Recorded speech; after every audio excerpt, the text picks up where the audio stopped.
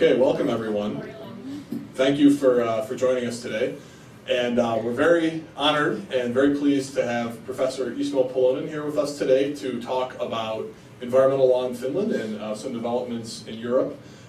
Professor Polonen comes to us from the Eastern Finland University School of Law, where he's a senior lecturer, and he's done a whole bunch of research on many topics, including forestry, environmental assessments, water pollution, climate change, and I think today we'll probably hear a little bit about some of all those things, but primarily some of the recent developments on climate change work that he's been doing and that has been going on in Europe.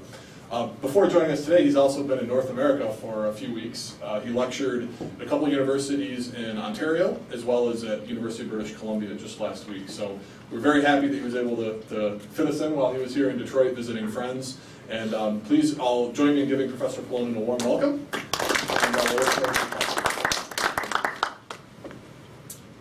Thank you very much. It's my pleasure to be here. In this picture you see how Finland looks right now. There's still ice cover and people start skiing on the ice because the snow gets soft in the forest. It can be like 1,000 people skiing from our little city to the Pole Island in a day. So it's quite popular, this cross-country skiing. But I will talk today about bioeconomy. This relates to the climate change issue. We are facing this challenge all over the world. Bioeconomy is one term or concept how we approach the climate change issue as guardian of natural resources in Finland from the economical point of view. And also some other climate change related issues will be discussed, and something about need to streamline some environmental legislation in EU. Some of you may know that EU is quite bureaucratic and heavily regulated regime, and now even Commission admits that we have to really try to improve our quality of our regulations. But that's basically the themes I will discuss today, and before that I will say a couple of words about our unit and what we are doing in the University of Eastern Finland from the point of view of research and education. Our law school is very, very small compared to your law school. It was established just a couple of years ago actually, but we had law education already started from the 1990s, but the law school is just established. And also so-called Center for Climate Change, Energy and Environmental Law is established 2 years ago, brings together a variety of different activities related to climate issues, energy issues, and environmental issues, and also actually natural resource issues. We are happy as environmental lawyers. Our university focuses on environmental issues overall. They will provide us a lot of resources next coming years, because we have to focus on certain issues in Finland, specialize. Our Ministry of Education requires that the university have to specialize, and our university wants to specialize on environmental and natural resource issues and climate issues. And that means that environmental law, surprisingly, will be the biggest field of law in our law school from the point of view of research, which is not normal in Scandinavian law schools. Not normal here. Yeah. We have now in environmental related research about 4 professors, depending who is counted as a professor, and over 20 researchers in different phases. And our research, part of it's quite pragmatic law research, but also because our university wants it to be applied additional funding from different sources, and academic funders require in Finland, actually in Europe too, that other countries in Europe too, that the research is multidisciplinary. And that's quite understandable because these big global environment challenges are multidisciplinary in nature. We need to collaborate to understand the environment challenges and understand and identify different means to address these big issues like climate change or biodiversity issues. So we collaborate with many other disciplines, especially with the political scientists, and we have so-called LY Institute, which is focused on natural resources, environment and society issues.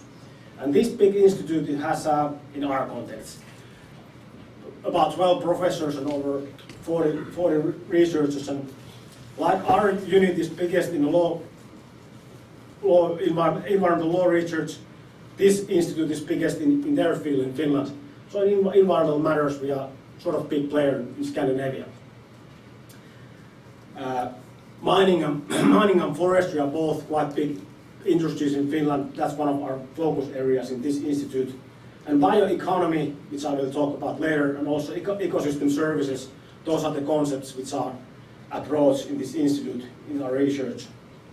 And energy and climate issues, they are, I would say, almost in every country quite big and emerging issues, and it's quite rational to focus on these issues also in research.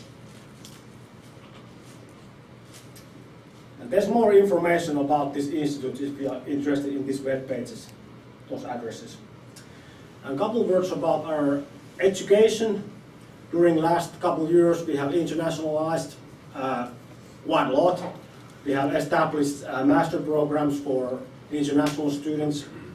We have actually 2 different master degree programs related to environment and energy law. Other one is it's on the economic law. You will be a master of law after 2 years training in this program. Another one is master degree for environmental policy law. I think the title will be Master of Sciences in this program because it's multidisciplinary. It focuses on policy law issues on climate change and natural resources. Perhaps it's easy to look more information on this if you Google these programs, and Nick can send probably the students this slide so you can find more information. The annual intake is about 20 students, and it's quite interesting perhaps for you that our master programs are free also for foreigners. So our Ministry of Education thinks that we want to internationalize in any price. And well, you might think that we are rich or dumb or both. But to clarify, so if you had an international student interested in, say, your master's degree in environmental policy and law, and you were accepted to the program, there would be no tuition for that student? No any cost from your studies, but your accommodation and your other costs you have to cover. But for teaching and all those taking classes and exams and whole degree is free of charge. Well, our average taxpayer may not necessarily totally agree with our Ministry of Education, but that's how it functions right now. I think we will have a price tag in a couple of years, but we're going to start like that. For the Finnish students, it has been free from the beginning, and I think it will be, because we want to educate the people that whoever has the ability to do university degree, we want to give them a chance. That way we have highly educated workforce, and that has been actually the key for economic success, that we have had a lot of high-tech firms because they're not educated people. I think that strategy makes sense, and we pay high taxes for that. Okay, and we have a couple law programs. Our doctoral program law in our law school, which is, well, there's more students are Finnish, but there's all international students are also welcomed. And for this, you need your own funding for doing your PhD. But supervising will be given by our school professors. And then we have other multidisciplinary doctoral program in Lund Institute. And now I would like to briefly tell something about these middle level trends and challenges. These are global ones. And then I will tell that how we have been addressing these issues in Europe and in Finland. And actually it's quite interesting that I would say that role of environmental law has been increasing in the whole society. That our governments are waiting that somehow environmental legislation and environmental lawyers and environmental legal scholars address these big social issues. They are not just environmental issues, but they are economic issues, they are welfare issues. In environmental law, the whole role of environmental law has been clearly growing during last years. And when we talk about climate change, even like small countries or even whole European Union cannot tackle it by itself. We need like collaboration. But at the same time, we can say that every country should do their own share in this big big work. We are trying to do it in EU. EU is very ambitious with this goal.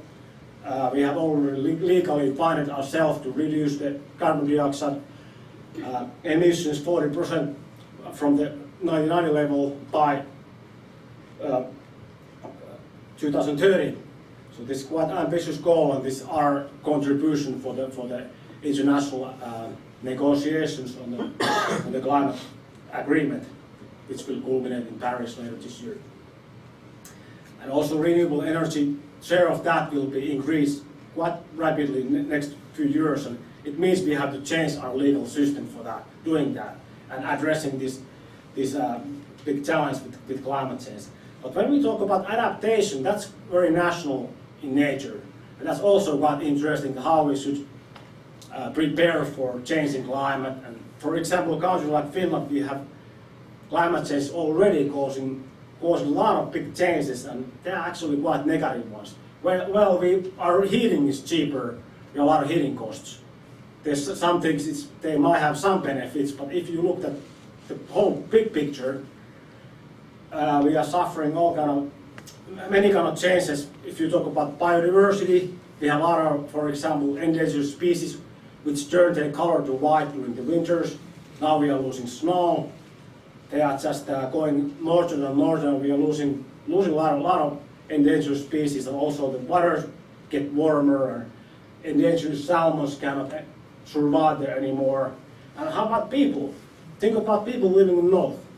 There's about 2.5 months totally black in the winter. Sun doesn't come up. And if there's no snow, it's really depressing for people. And it's also their economy is based on snow, actually.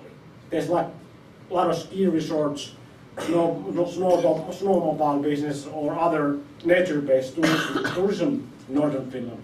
They will lose it all. And also these First Nation people who have been living there, and their lifestyles are threatened. And it's a big change. And also in southern part of Finland, if we don't get snow, it's quite dark there. It's a big welfare issue, causing, mental problems also. It's a big welfare issue. So we take it serious. I think it's not bringing overall benefits to any country when the whole global change will take place. And I think there's good reasons to react beforehand. And then we have this loss of biodiversity, like we already know, certainly that this is intervened with climate change issues. And then we have a scarcity of natural resources. We need lots of more natural resources in the future, and it means that this will push the price of different resources up. Also minerals there will be more minerals needed. And this means that we need to change our structure of our economy. And environmental law has a big role in this shift, how we make it more sustainable. And environmental law can also boost bioeconomy. It's not just like protecting environment, but it can also be different kind of solutions in environmental legislation can help to improve clean tech technologies. And also, for example, using land use planning active way, it can designate areas for wind power plants and this kind of developments. We can locate housing close to railroads. We have a lot of railroads, other public transportation in Finland. It can mean that people use more public transportation because it's cheaper. Our gas costs about double your price, and if there's a train connection close to your home, and land use planner, designates the housing areas close to railroads, it means people start using trains, and that way we can also reduce our greenhouse gases. So environmental law can function also as a booster of economy, a booster of change, and sometimes it can bring also economical benefits. For example, for the wind firm companies.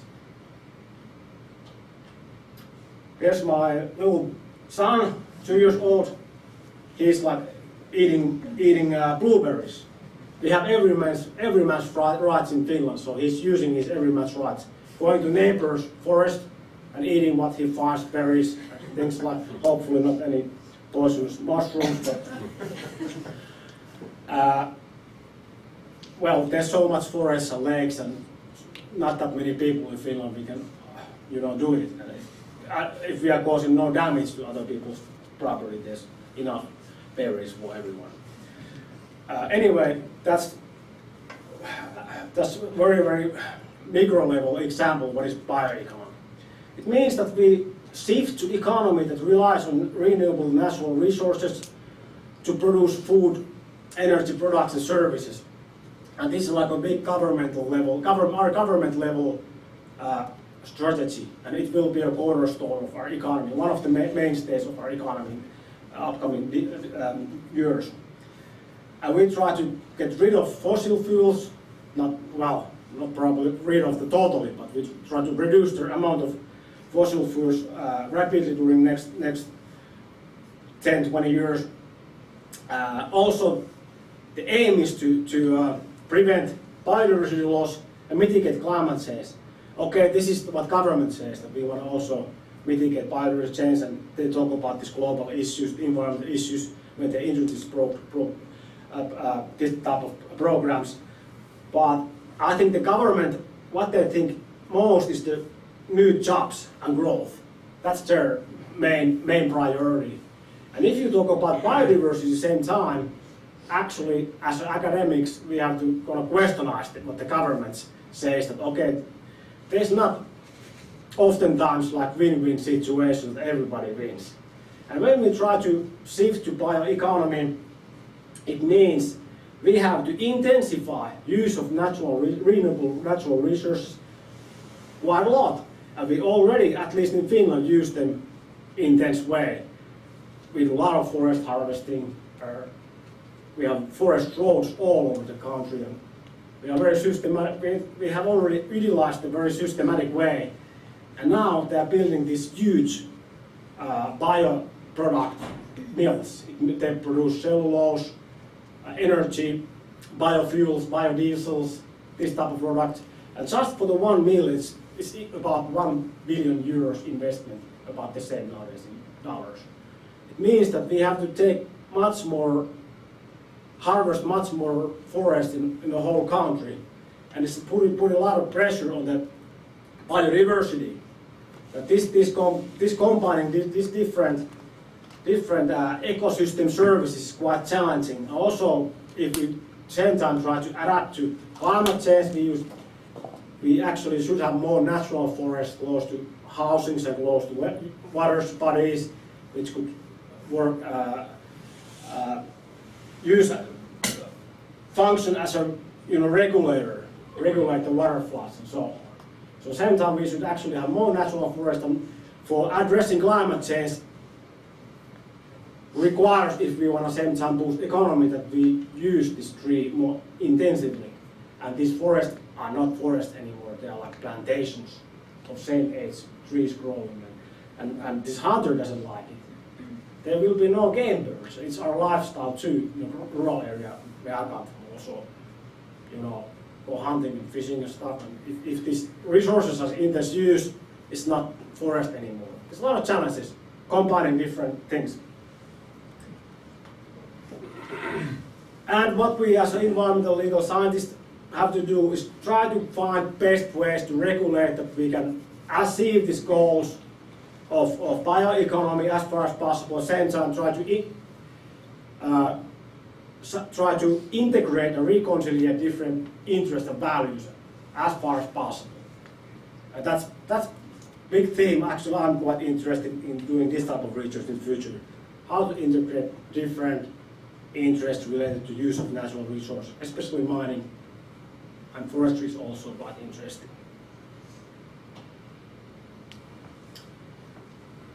And what kind of legal means we have for that. And actually legal sciences can also produce, different kind of tools to mediate conflicts, because that's some kind of conflict mediation systems have to be in place to develop society sustainable way. And actually many projects, they cannot even proceed if there's no enough consensus in the area. So different kind of legal means need to be developed for that. There's just example of different ecosystem services. This is quite interesting concept also from environmental research point of view, that nature produces many different kind of services for us. We don't even think about it. They have no price tags necessarily, but they are very important for humankind to survive here. And now when we are shifting to bioeconomy, there's many different ecosystem services threatened. I won't go in details to these services, but I already mentioned, for example, nature tourism as a quite big economical sector, at least in northern Finland.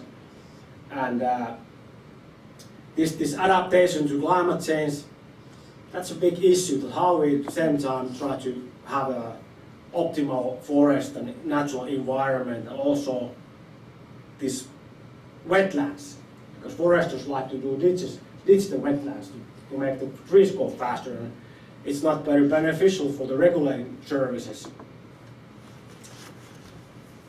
How much I have time left? I think you're fine. Yeah. Let's see. Yeah, maybe another 15 minutes or so, and we still have time for questions. Okay, good. And then we have this one interesting development with the National Climate Change Act. As we all know, it cannot be this climate issue tackled unilaterally, but same time I think that we need national means to implement our own share effective way. And in many countries, not just European countries, there have been involvement during last 7-8 years that countries have been developing national climate change acts, and United Kingdom's Climate Change Act was the first kind in this respect. I'll say a couple of words about that in a minute. So one point of view is the cost efficiency. What type of means are needed that we implement, for example, the forthcoming climate agreement efficient way, and how can we do it acceptable way for people, legitimate way, taking into account the distribution of burden, how does it affect different groups of people, for example, the legal means to implement supranational climate agreements or EU law in Europe. So well-functioning national climate policy is needed, and for the coordination of all this, at least some kind of systematic planning system is needed. And it's another question, do we need a law for that? But at least in Finnish context, I think when we regulate on that, it makes it more clear for all parties that, and also it's not so sensitive to political changes in the power relations. When we have a law that how we address climate issues in the long run. There's also need for trailblazers. Somebody has to be a forerunner, show the way, and how we develop, how the economy can be decarbonized quicker, and it can same time provide a lot of new businesses for clean tech industries, perhaps some other business as well. Of course, critical economists would say that how do you know that? It can be that you just lose the jobs.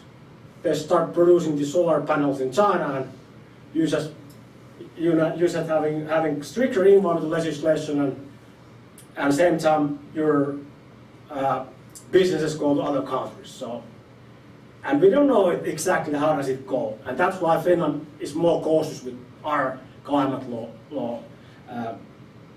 With our climate change act than UK is. Actually, we are just implementing the European Union legislation. We are saying that we have very binding goals. We have very ambitious goals, but the difference is we are not making them legally binding for ourselves like the British did.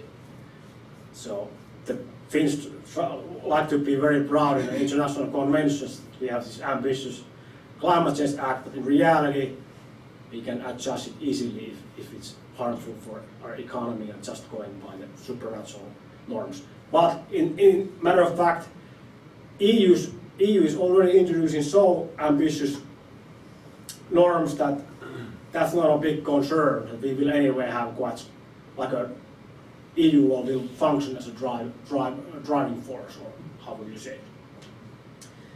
So we have to use it efficient way just to implement the minimum requirements coming from the EU climate law. So here's the objectives of the UK and Finnish Climate Change Act. Both have similar objective, and there's this little difference that UK is binding itself for that, and Finns are saying that we have the same objective, but if you look carefully at the whole act, you can realize that actually it's not binding. That's typical way to regulate that. It actually seems similar, but you have to do some careful analysis on it, and then you find out that it looks like toothless. And it's quite interesting this how the UK system functions. They have periodic carbon budgeting schemes, like for every 5 years, and governments is legally binded to follow the budgeting scheme, and that way they want to make sure that they step by step achieve the goal of emission reduction of 80% by 2050. And it's really ambitious, and it would be really important that we would have same kind of system in many countries, that we just together would bind ourselves to do that, because I think the next generations deserve that. But that's not the case in many countries, politically difficult. In our system we have 3 types of climate plans. That's the whole idea with it. We have soft instruments, but we think that when we use those smart ways and there's EU law who force us to do something, we need this instrument and also statutory instruments to implement this supranational climate legislation efficiently. And we have long-term climate plan. It outlines the policy measures needed in the next 20-30 years or so. And then we have mid-term climate plan, updated every 4th year, and it outlines much more concrete way the means what we need, also sector-specific means what do we need, and it also includes estimates how effective these means are, what type of new means are needed, and also all kind of information how we are proceeding with our goals. And one interesting element, and actually what makes sense with this whole act without any binding impacts, is that it increases the transparency of the system. To this date, the different ministries have been planning their own climate mitigation adaptation plans, and it's quite a complicated system. It's difficult to get information, and at least now everything is public and published, and the government has to monitor how they are achieving those goals. They have to give annual report to our parliament and tell how they are progressing, and tell how they will fix the course if we are not achieving the goals. And this all together puts like a lot of political pressure, and also from citizens, that everything is done transparent way. And I think it sort of makes sense to regulate it, to make sure that the governments don't hide the information. At the same time, we have climate change panel, which is independent scientific body following that government, at least transparent way, monitors and informs what's going on with the climate policy. Are we achieving it? And this type of rationales can be found behind it, why we should regulate. Because there was many legal scholars who thought that if it doesn't have a legal implications, why do we need a law? And it's a good question, but actually, by looking at it more closely, it does make sense. You have to just identify that there's many other impacts than legal impacts, which might be important. That we need the statutory impulse to gain these important functions. Different change might occur outside of legal order, which are important. So, and I would like to summarize the functions of the Finnish approach by talking about persistency and clarity and integration. This makes our climate planning systematic and coordinated, and there's lower probability that we end up with a counterproductive outcomes from different ministries when it's set in law who has to prepare and what, and they have to collaborate. And also climate change mainstreaming is very important, that all different sectors climate change is taken into account, not just in the Ministry of Environment. And I already said about this participatory function, people can give their own input to the processes, and also symbolic function can be in some sense be important. Climate change is so important social matter for us that we want to have our own climate change act and say that this is our policy goal. When it's anchored in the law, it has more political weight. And as I mentioned, I claim or I argue that this makes sense.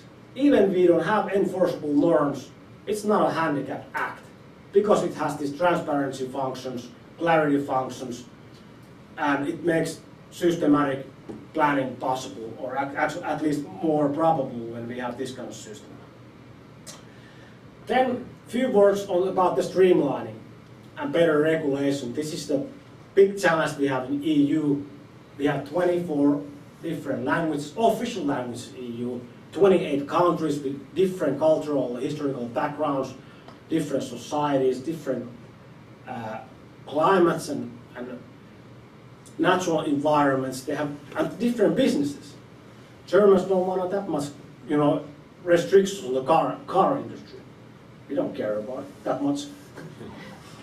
We don't have car businesses, and farmers in Spain want more subsidies for their farms and so on.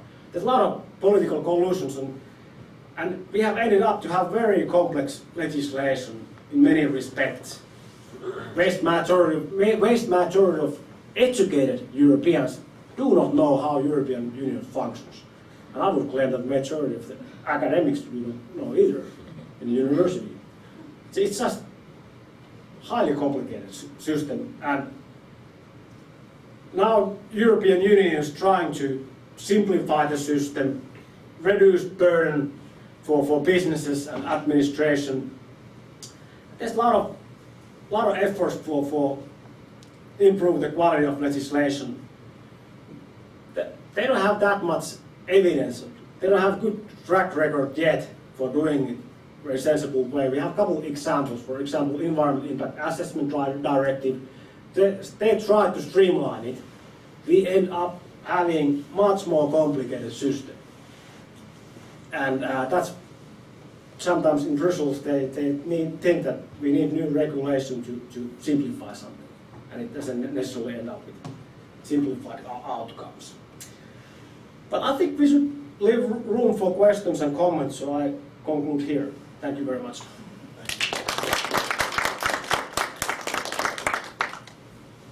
Any questions from the group? So you said the UK, was it the carbon emission goal or whatever, is binding. What does that exactly look like? What makes it binding? It's an excellent question, and a lot of British scholars have been wondering that same question. That when they say it's legally enforceable, the first question is, can you challenge the government in the court if they don't achieve the goal? Some scholars say that yes, you can, and you can get some kind of verdict from the court which says the government has failed and it's not complying with the law. What's the responsibility of the government with changes? And some scholars say that actually we just say it's binding, but there's no legal implications actually occurring even if the court says something, because in every 4th year there will be a new government. But even the British scholars, even they disagree with this, they have been saying that the main functions are very similar with the Finnish system. It's more about transparency, it's more about putting pressure on the government, and you have to follow up. And they have this climate panel, which has a lot of power, more power than the Finnish system, who does a lot of work in this system, and their task is also to follow and put pressure on the government, and government has to take into account their suggestions. So I would say it's more based on political pressure in the end. But very good question. I was wondering if you could talk a little bit about the general public opinion towards climate change in Finland and Europe, because here in the U.S., I feel like that's a large barrier to getting like a comprehensive climate change plan is a lot of people think of environmental issues as somehow less politically important than others, and a large amount of Americans don't believe that climate change even exists. So like, what's the general attitude for climate change? Yeah, actually, we have had that same kind of picture of how Americans think, especially in Detroit, the big other industries, kind of understandable is more critical about extreme environmental changes. But we have done a lot of surveys how the people think in Europe and in Finland, and at least in Finnish surveys so clearly that people are very worried about when they list the biggest concerns they have, the climate change number 1 or 2, and they basically the majority of Finnish citizens think that politicians should do more about it. They are already doing quite a lot, but people are even more worried. So it's quite different than here, I would say. At least in Scandinavian countries, I would say also Middle Europe. South Europe, with deep economic problems like Greece, they have huge difficulties to implement any environmental norms right now. I don't think climate change is the biggest concern in those countries. So there's differences in European countries, but generally they are worried and they are ready for even bigger changes. People think we should move forward more rapidly with addressing climate change. Could you talk a little about, you mentioned the impacts you're already feeling in Finland from climate change. Could you talk a little bit about that? What changes you're seeing in the Arctic or if your forests, impacts that you're already observing? Yeah, I'm not a natural scientist. It's more about my experiences and it's kind of discussions with the natural scientists. So let's put this as a background. But for example, from economic point of view, it's quite interesting that they have been calculating during the last years that how much it costs we have to make all the power lines going underground. And it's billions of euros. It's a huge money that you have to spend just because there's so much more storms, falling trees under the power lines. And we have our size of our country is about double of Michigan. We have about 5 million people living. There's power lines all over the forests, and it would be way too expensive to just cut the forests because they have to compensate for the landowner. Now they have to make underground power lines, and it will be very expensive. So much more storms, for example. I personally do a lot of ice fishing. My ice fishing season is like half it used to be. I don't like it too much. It gets much more walleyes during the winter. So there's a lot of it's quite clear that the winters are shorter, more storms, more rain, and well, actually not necessarily average rain, but there can be periods when it rains much more and more unpredictable weather. It has changed. And like I mentioned, for many species also harmed. So I have noticed this difference that those poor rapids, when they are white, when the ground is black, it's too easy for hunters and also for other predators. So, but there would be much wiser scholars in my university to address this question, but that's just a brief comment. I think wind power has been pretty popular in parts of Europe, right? Yes. Is Finland another one? I think Finland seems to. Does Finland have do they use wind power like what's the program like? Thanks. That's also very emerging issue in whole Europe, how to promote wind energy and solar energy. Especially in Denmark, countries like Denmark and Germany, they have lots of wind parks. We have right now, the government said a couple of years ago, tariff, which means subsidies for the wind firms. And because of these tariffs, they are now planning many windmills in Finland too, but it will be not a major response or answer for our challenges because we need so much energy. We have a lot of heavy industry in the country, and it will be maybe producing maximum 10-15% in next 20-30 years. It's a one solution, and I think that's what this type of responses we need we need many different sources, and this together can help us to shift towards low carbon or even carbon neutral society. That's our strategy, to take a lot of energy from wood and byproducts of wood industry. There will be a lot of wood available.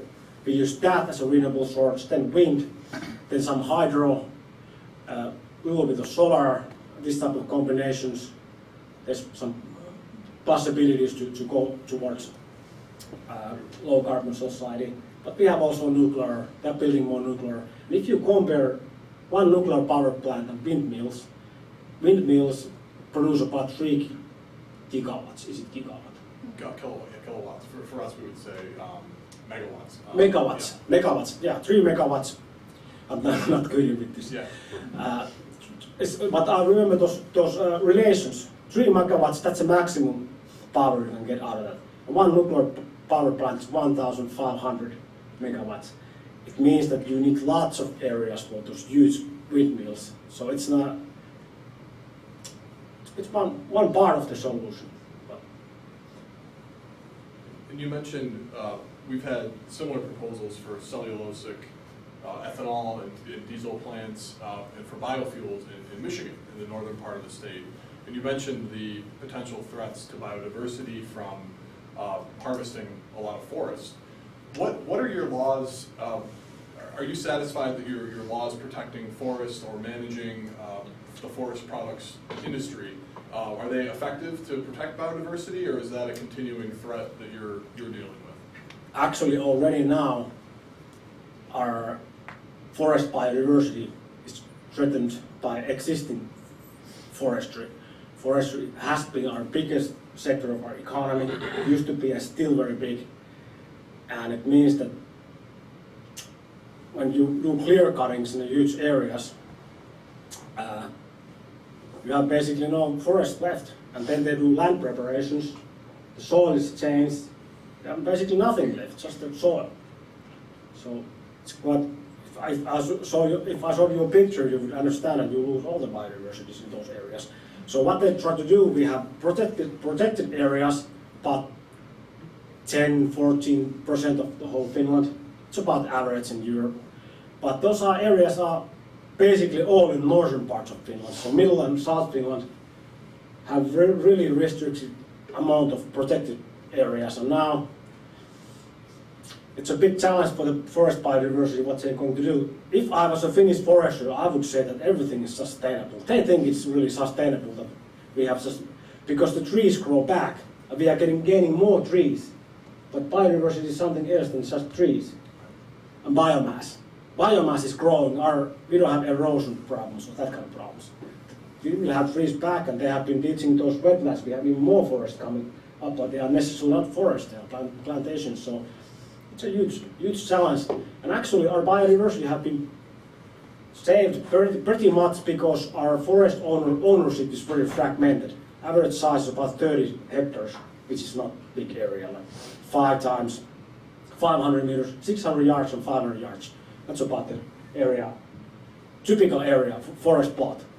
And there's a lot of pensioners. Pensioners are the biggest groups who own forest. It's not the big companies or state. Regular pensioners who get their, they're retired and they get their pension from the state or from other places, and forestry is not a big deal for them. They might like to see the forest if they have summer cabin there.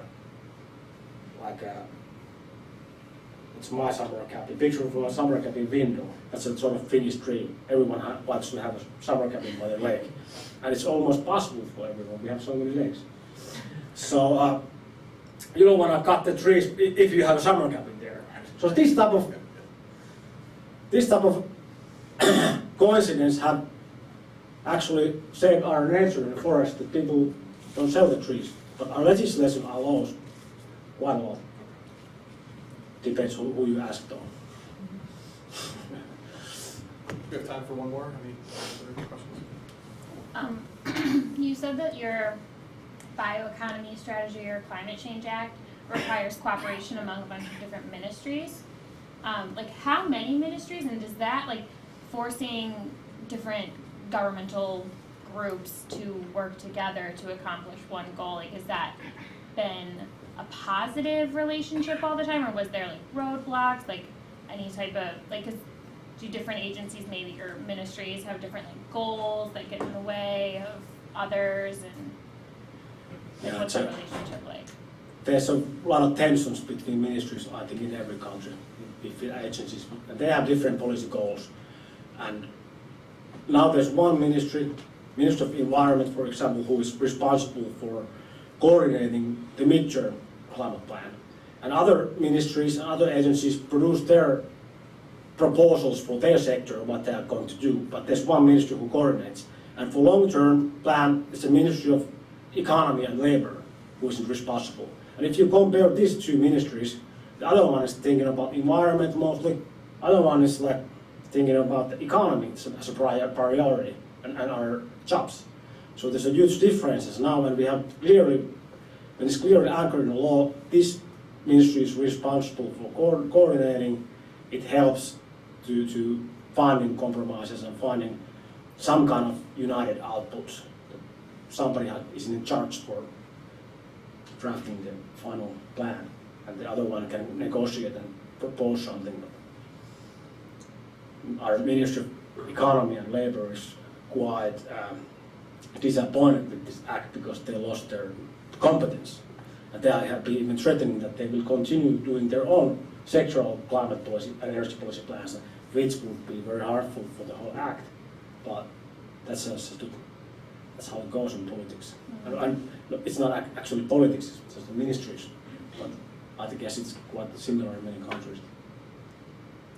Well, great. Well, please join me again in thanking It's very interesting in hearing you talk that we actually face a lot of the same issues. I think in many ways in the northern part of our state, the natural resource economy and biodiversity issues that you mentioned due to whether it's forestry or mining. It's another thing where we're seeing many more proposals for mines in northern Michigan as the raw materials become more and more valuable. And so a lot of similarities, and it was, I think, very helpful for us to all hear what you had to say and how you're trying to face some of these emerging threats. And hopefully our country can learn from yours as we get into these climate negotiations in Paris later this year.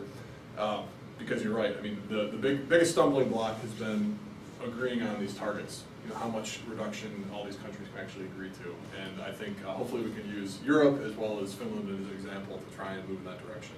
So again, thank you very much for your time today. Thank you very much. And thanks to the Environmental Law Society for hosting this wonderful event. And you guys should all grab more food when you leave, or take some to friends, because I think there's plenty of food out there. So thank you again.